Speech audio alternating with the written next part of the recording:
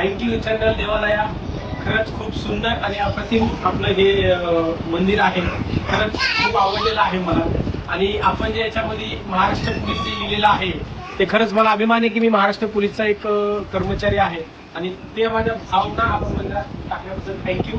खूप अप्रतिम सुंदर.